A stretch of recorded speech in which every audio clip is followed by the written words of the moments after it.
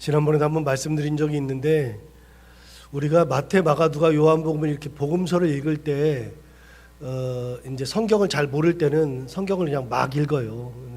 복음서뿐만이 아니죠. 우리는 뭐 성경을 그냥 막 읽는데 막 읽으면 안 되죠. 왜냐하면 그때 상황이 있고 그다음에 시간적 차이가 있고 뭐 이런 것들이 다 달라서 정확하게 다 알고 읽어야 되는데 대개 복음서를 보면 복음서에서 구분되는 것 중에 하나가요.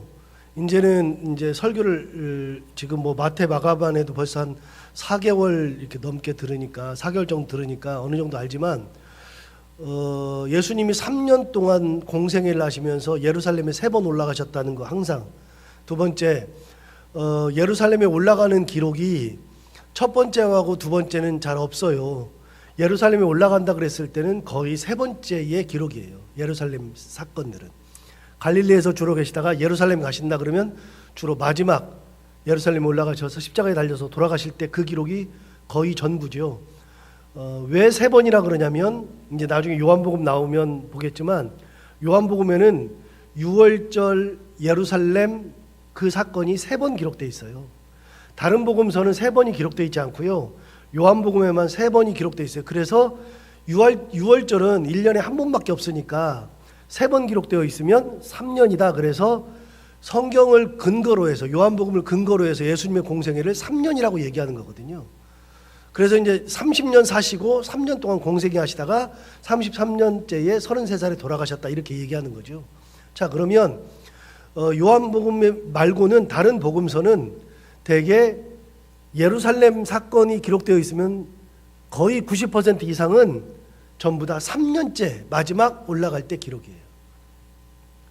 그런데 여러분 마가복음만 봐도 그렇죠. 마가복음이 16장까지인 거 우리가 잘 알죠. 마가복음이 16장인데 벌써 11장에 예루살렘에 왔다 그렇게 되기로 했죠. 그러면 성경에 마가복음의 전체가 16장 중에 11장부터 11, 12, 13, 14, 15, 16 6장의 기록을 마지막 예루살렘에 올라가서 약 일주일 정도의 기록이 6장이에요. 그러면 그 일주일 동안의 기록이 6장이라 그러면 3분의 1이 넘어요. 15장 중에 5장이면 그러면 3분의 1인데 딱 3분의 1인데 16장 중에 6장이니까요. 3분의 1이 넘어요. 예루살렘의 기록이. 그러면 3년 중에 마지막 일주일에 대한 기록이 굉장히 많이 차지하고 있어요. 잘 모르고 계셨지만 사실은 그 기록이 굉장히 많다는 거. 그러면 성경은 뭘 중심으로 기록되었냐면요. 예루살렘에서 십자가 지는 얘기가 주예요, 주. 그게 굉장히 중요한 사건이에요. 오늘 그 첫 번째 사건이거든요. 자, 이제부터는 11장부터 16장까지는 예루살렘의 일주일 동안의 기록이라는 것을 생각하고 성경을 보셔야 돼요. 그러면 일주일 동안의 기록 중에 어제 예루살렘에 올라가는 길에 그런 거 있잖아요. 어제 말씀을 잠시 보면 여러분 32절 볼까요? 10장 32절. 10장 32절. 어제 이제 이걸 가지고 설교를 했는데 예루살렘에 올라가는 길에 이렇게 돼 있어요. 보세요. 32절에 예루살렘에 올라가는 길에 예수께서 그들 앞에 서서 가시는데 그들이 놀라고 따르는 자들은 두려워하더라. 이에 다시 12제자를 데리시고 자기가 당할 일을 말씀하여 이르시되 보라 우리가 예루살렘에 올라가노니 인자가 대제사장들과 서기관들에게 넘겨짐에 그들이 죽이기로 결의하고 이방인들에게 넘겨주겠고 그들은 능욕하며 침뱉으며 채찍질하고 죽일 것이나 그는 3일 만에 살아나리라 하시니라. 여러분 10장 32절부터는요 예루살렘에 올라가는 길에 이미 갈릴리를 떠났어요. 올라가는 길에 또 무슨 말씀하시냐? 인자가 고난당한다, 십자가에 잡혀서 죽는다, 3일 만에 살아난다. 이미 10장에서 올라가는 길목에서도 그 얘기를 하셨잖아요. 자, 그렇게 하시고 오늘 11장에 넘어와서 보면 11장을 보세요. 1절을 보세요. 1절을 보시면 그들이 예루살렘에 가까이 와서 감람산 벳바게와 베다니에 이르렀다라고 되어 있으니까 예루살렘에 다 왔어요. 이제 다 왔어요. 그리고 이제는 예루살렘에 들어가는 장면이 오늘 나와요. 여러분 감람산 벳바게와 베다니가 어디라고요? 자, 저를 잠시 보세요. 제가 마태복음 할 때도 설명을 드렸는데 예루살렘의 구조를 알아야 이걸 알아요. 예루살렘 성이 이렇게 있고 성이 둥그렇게 있고 그 성 안에 성전이 들어있어요. 동쪽에 성이 있고 성의 동쪽에 성전이 있어요. 성전은 어디 있느냐? 성전은 성전의 그 성의 동쪽에 있어요. 그럼 성 안에 성전이 있고요. 그래서 이제부터는 성에 들어가신다, 예루살렘에 들어가신다 그러면 성에 들어가는 거고요. 성전에 들어간다 그러시면 예루살렘 성에 들어오셔서 성전 안으로 들어가시는 게 성전이에요.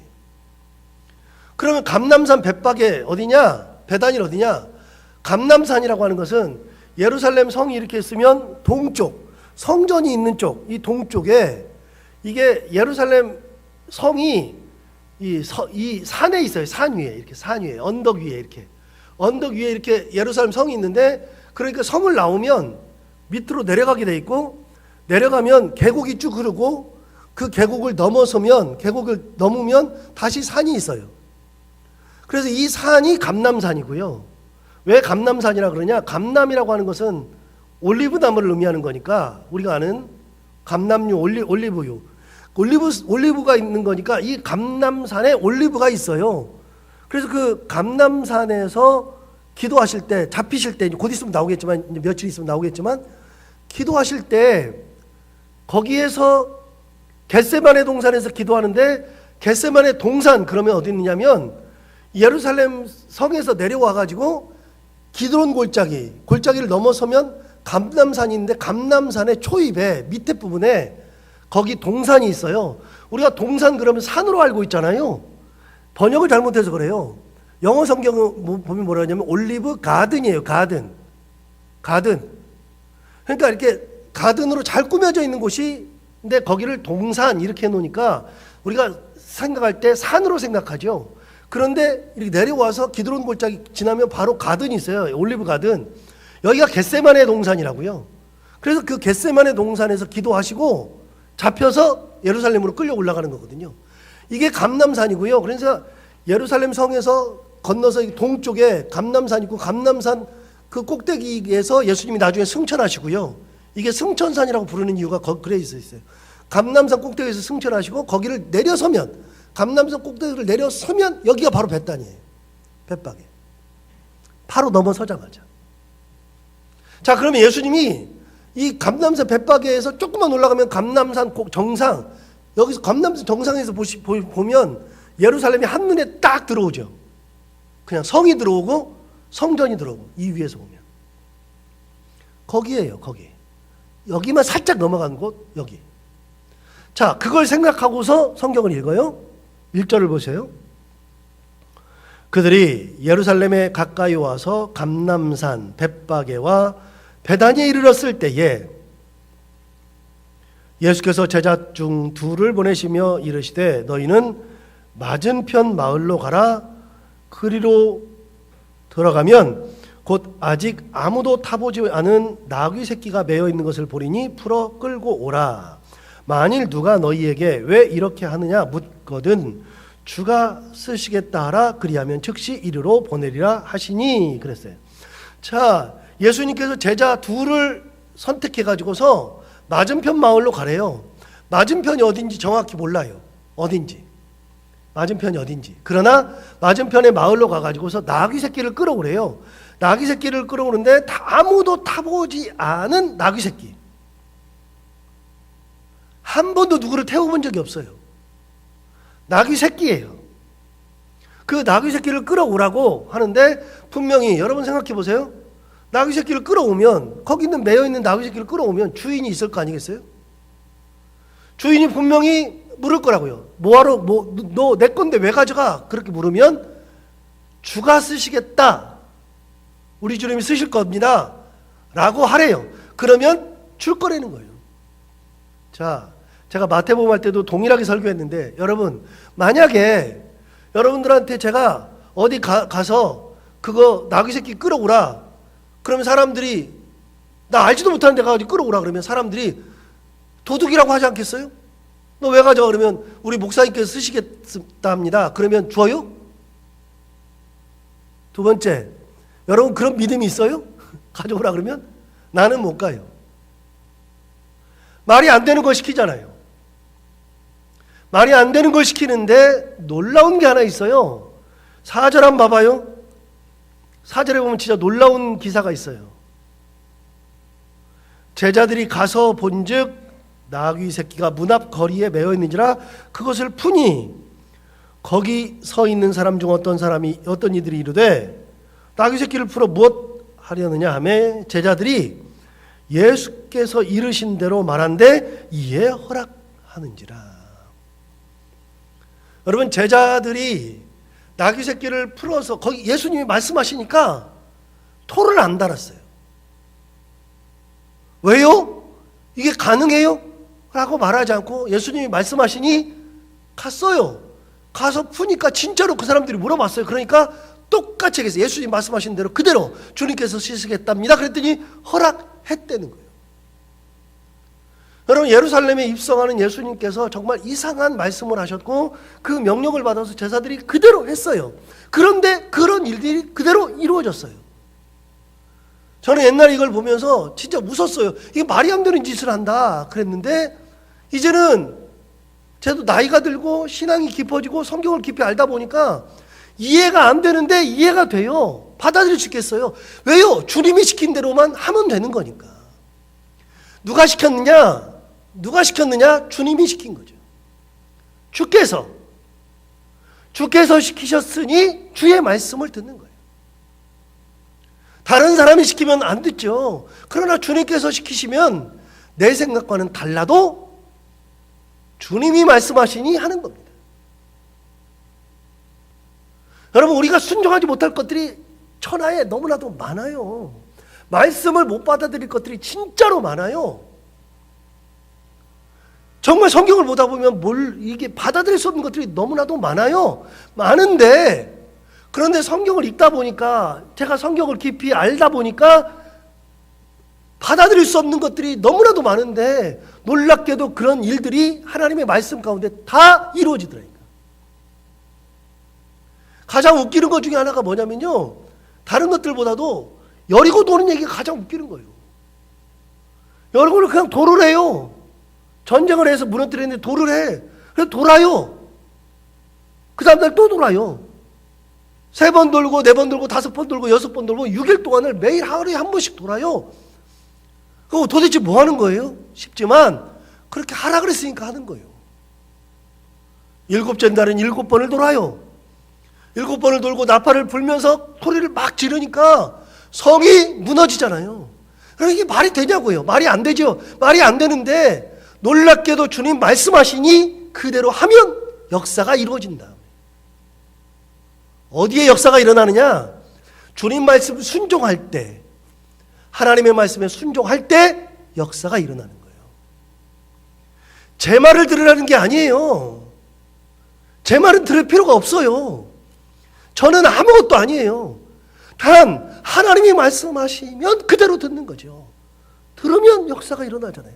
여러분, 모세가 홍해 앞에 섰을 때 그러잖아요. 야, 가만히 좀 있어 봐봐. 소리 지르지 말아 봐봐. 좀 조용히 해 봐봐. 잠잠히 서 있어 봐. 하나님이 어떻게 역사하나 보자 한번. 정말로 그 위기의 순간에 하나님이 역사하는지 보자. 그랬더니 이스라엘 백성들이 가만히 있는데 하나님이 시키잖아요. 네 지팡이를 바다를 향해 가르치라. 가르쳐요. 지팡이를 싹 가르쳐요. 가르쳤더니 바다가 쫙 갈라진 게 아니라 그랬잖아요. 성경에 보면 바다가 쫙 갈라지는 게 아니라 가르쳤더니 그때부터 바람이 불기 시작해. 바람이 부는데 동풍이 분다고 성경에 돼 있잖아요. 동풍이 전문용어로 신학, 제가 성사학 배울 때 배웠던 용어로는 동풍을 시로코라고 한다. 시로코는 뭐냐? 동풍은 동쪽에서 부는 바람인데 그게 어디예요? 사막 바람이 불어오는 거예요. 사막 바람. 사우디아라비아 그쪽에서 그 사막 바람이, 모래바람이 쫙 불기 시작하는데 그 사막 바람이 불면서 밤새 말려가지고 아침 되니까 쫙 열렸잖아요. 저는 그게 더 은혜가 돼. 갈라지는 것보다 그게 더 은혜가 돼. 이스라엘 백성들이 못 믿고 있는데 점점 바람이 막 불고 심상치 않은데 시간이 지나면서 보면 물이 점점 말라가면서 자꾸만 거기가 이렇게 길이 뚫리는 것 같. 그게 보이다가 나중에 아침 됐을 때는 밑바닥이 다 보이는 거예요. 여러분, 가만히 있어야 되는 이유가 뭐냐면 하나님께서 역사하실 거라는 믿음이 있으니까 그러는 거예요. 어떤 게 역사가 일어나요? 순종이 역사를 일으켜요. 순종이. 주님 말씀하시니 듣는 거예요. 내가 말하니까 듣는 게 아니고요. 여러분 교회 가면 다 담임 목사님 계시겠지만 담임 목사님이 얘기하니까 듣는 게 아니에요. 사람은요 안 돼요. 절대로 안 돼요. 어느 누구도 그 자리를 대신할 수 없어요. 주님의 자리를 대신하는 건 말도 안 되는 거예요. 말씀 앞에서는요 누구도 다 머리 숙이는 거예요. 저도 마찬가지고요. 저도 왜 기도하고 있어요? 저도 당연히 기도해야죠. 말씀에 순종하는 거예요. 중요한 거는 말씀에 순종하면 역사가 일어나죠. 여러분 기도하는 것도 마찬가지예요. 기도하는 것도 말도 되지 않지만 기도하는 가운데 하나님의 역사가 일어나죠. 예를 들어서 여러분 야곱이 야복강에서 기도할 때 보세요. 대책이 있어요? 뭔 대책이 있어요? 대책 없잖아요. 아무 대책 없잖아요. 없는데 천사가 지나가요. 천사가 지나가는데 그거 자꾸 씨름하잖아요. 기도하다가 딱 보니까 저 사람이 분명히 하나님의 사자야. 확신이 서니까 딱 붙잡았잖아요. 성경이 뭐라고 돼 있어요? 밤새 씨름했다. 놔라 못 놓는다. 놔라 못 놓는다. 동이 터요. 놔라 이제 가야 된다 그랬더니 나를 축복하지 않으면 내가 놓을 수 없습니다 그랬더니 걷어차가지고 환도뼈가 나가잖아요. 환도뼈가 나가는데 끝까지 그래도 붙잡고 있으니까 네 이름이 뭐냐? 예 야곱입니다. 너 왜 이름을 야곱이라 그러냐? 이름 바꿔라. 그래서 뭐라고 바꿀까요? 그랬더니 이스라엘이라고 바꿔라. 그래서 이름이 바뀌잖아요. 여러분 제가 설교 몇 번 하면서 말씀드렸는데 천사하고 야곱하고 씨름해요? 그러면 누가 이겨요? 야곱이 이겨요? 밤새 붙잡혀 있었대요. 밤새 잡고 있었대요. 여러분 아무리 붙잡아도요 천사가 뛰려고 그러면 그냥 뛰는 거예요. 근데 왜 밤새 붙잡혀 있어요? 붙잡혀 준 거죠. 하나님께서 붙잡혀 주시는 거죠. 하나님께서 씨름을 하시려고 하는 거죠. 얼마나 네가 믿음 가운데 기도하는지를 보고 싶은 거죠. 여러분 하나님이 붙잡고 있다 그래 그걸 못 뛰어요. 그냥 툭툭 하면 뛰어지는데 그냥 지나가면 되는 건데 근데 붙잡혀 계시잖아요. 하나님께서. 왜요? 믿음으로 기도하면 들어주시려고. 기도하면 역사가 일어나잖아요. 대책이 없는데 기도하면 역사가 일어나잖아요. 에스더가 3일 금식했더니 역사가 일어나잖아요. 다윗이 광야에서 기도하니 하나님께서 그를 붙들고 계시잖아요. 말씀 앞에 순종, 대책 없을 때 기도 괜찮아요. 누구 앞에 가서 하는 거예요? 하나님 앞에서. 하나님 앞에서. 하나님 앞에서 기도하는 것은 다 괜찮아요. 하나님 다 들으셔요. 귀머거리가 아니다. 시편 나오잖아요. 하나님은 귀머거리가 아니다. 나오잖아요. 하나님은 눈이 먼 분이 아니시다. 하나님은 눈 멀어서 못 보시는 분이 아니시다. 시편에 나오잖아요. 하나님은 눈이 머신 분도 아니고 귀 먹은 분도 아니에요. 우리가 막 소리 지른다고 해서 뭐 듣고 소리 안 지르면 모르고 그러시는 분도 아니에요. 그런데 소리를 질러도 되고 안 질러도 되고 상관없어요. 하나님은 다 들으세요. 전부 다. 그 들으시고 응답하세요. 어디에 역사가 일어나냐? 순종의 역사, 기도의 역사가 일어나는 거죠.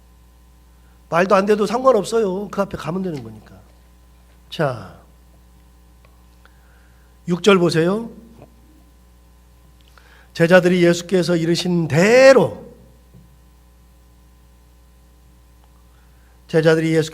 대로 말한데 이에 허락하는지라. 내 생각을 집어넣을 필요가 없어요.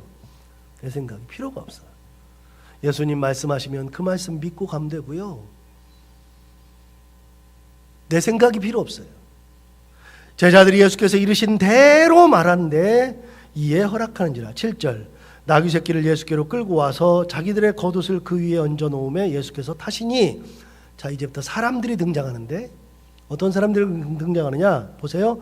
나귀 새끼를 예수께로 끌고 와서 제자들이 자기들의 겉옷을 그 위에 얹어 놓음에 예수께서 타셨다. 자, 제자들은 뭐 했어요?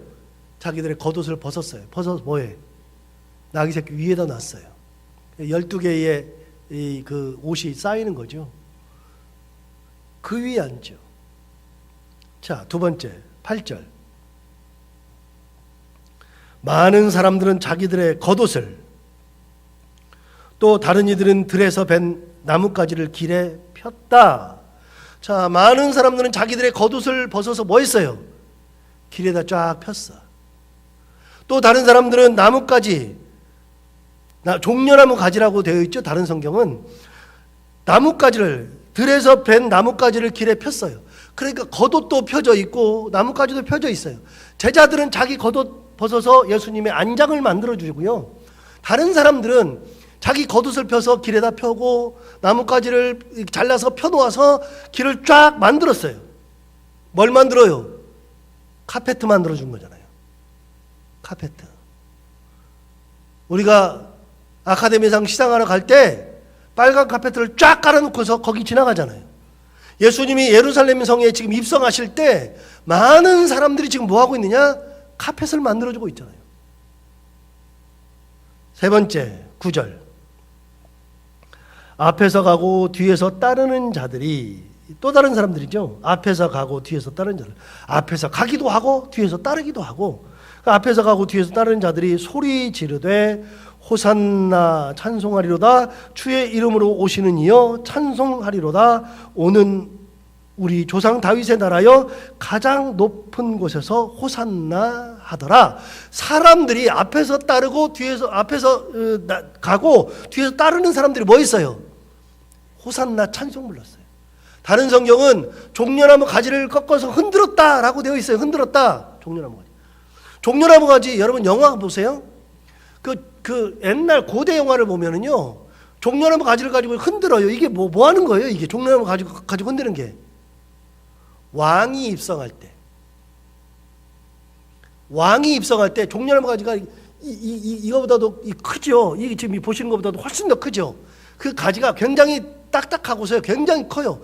그 가지, 이거 길고, 그거를 가지를 꺾어서 그걸 가지고 흔들었어요. 이렇게 해서 들어서 흔들죠. 여러분, 이게 뭐예요? 양쪽에서 들어서 흔들면 이렇게 가지가 이렇게 되죠. 가지가 이렇게. 그래서 그 종려나무 가지 터널을 지나가는 거예요. 누구에게만 해줘요? 왕에게만 해주는 거잖아요. 왕에게만.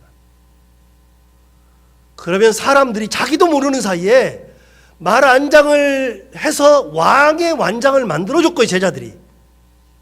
많은 사람들은 자기 겉옷을 펴고 가지를 거기다 다 펴서 양탄자를 깔아서 왕의 길을 만들어줬고요.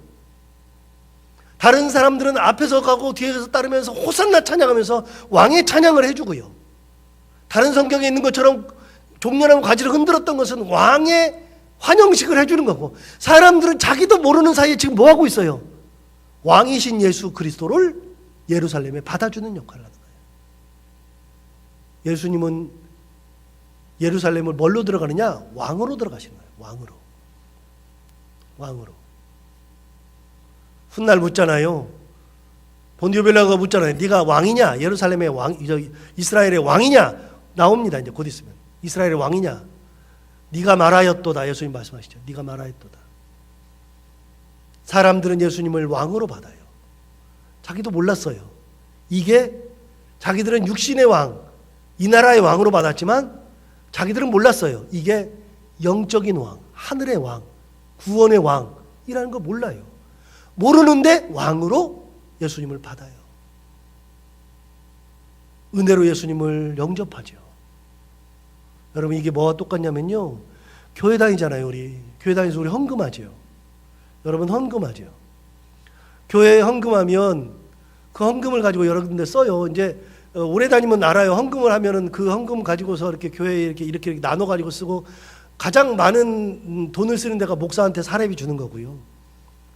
그렇게 해서 이렇게 쓰죠. 근데 저도 듣고 깜짝 놀란 적 한 번 있는데, 우리 아들이 그러더라고요. 제가 목사라 그랬더니, 자기 아버지가 목사라 그랬더니, 네 집 부자겠다 그러더래요. 왜 그러냐 그랬더니, 교회에서 돈 다 네 아버지가 갔잖아, 이렇게 얘기하더래요. 그런 경우 있죠. 사람들은 오해하니까. 근데 여러분, 교회에서 헌금하잖아요. 헌금하면 그 헌금으로 뭐 해요?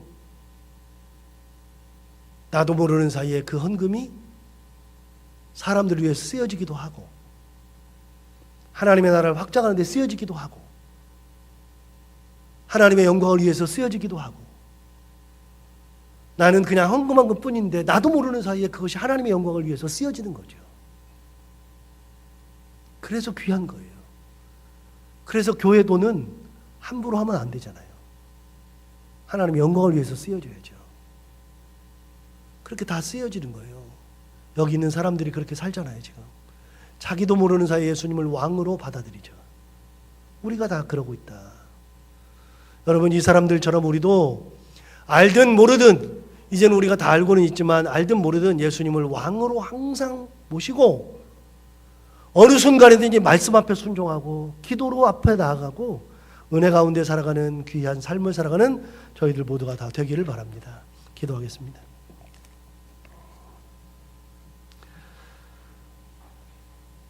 하나님 아버지, 오늘도 귀한 말씀으로 우리를 깨우쳐 주시고 은혜 가운데 인도해 주셔서 참 감사합니다. 아버지 하나님, 제자들이 예수님 말씀하시는 거 정말 이게 뭐지 싶은데도 그거 따지지 않고 말씀하신 대로 갔더니 그런 일이 진짜 일어납니다. 주께서 말씀하신 대로 이야기하는 건 그렇게 했더니 자기 생각과는 다르게 정말 그런 일이 일어나는 것을 우리가 볼 수 있습니다. 하나님 아버지, 우리가 그 말씀 앞에 순종하는 저희들 되게 하여 주옵시고, 말씀 앞에 순종하는 것이 역사를 일으키고 하나님을 바라보며 기도하는 것이 큰 역사를 일으킨다는 것을 다시 한번 깨닫고 우리도 항상 말씀 앞에 순종하기를 기뻐하며 말씀이 주어졌을 때 그것에 감사하며 따를 수 있는 믿음의 사람들이 다 되게 하여 주옵소서. 하나님 아버지, 우리도 모르는 사이에 하나님을 왕으로 영접하게 하시고 항상 영광이 드러나는 곳에 우리가 쓰여질 수 있도록 항상 우리를 지켜주시고 우리가 평생 살아가는 동안에 이렇게 하나님의 영광을 드러내며 살아갈 수 있는 저희들 되게 하여 주옵소서. 하나님 아버지, 오늘 장로님, 권사님이 기쁨으로 감사헌금을 준비해서 이 제단에 올립니다. 하나님, 기도 제목이 많고 제가 새벽마다 기도하면서 기도하는 것들이 있지만 오늘은 특별히 귀한 자손들을 위해서 기도하고 계십니다. 시완이와 서화의 앞길을 놓고서 기도하고 계시는데 하나님 아버지, 귀한 자녀들을 기억하여 주옵시고 이 아이들이 말씀에 가까이 하게 하시고 말씀 앞에 순종하게 하시고 기도하는 아이들 되게 하여 주옵시고 하나님을 온전히 붙드는 아이들 되게 하여 주셔서 이 아이들이 하나님의 영광을 드러낼 수 있는 귀한 아이들이 되게 하여 주옵소서.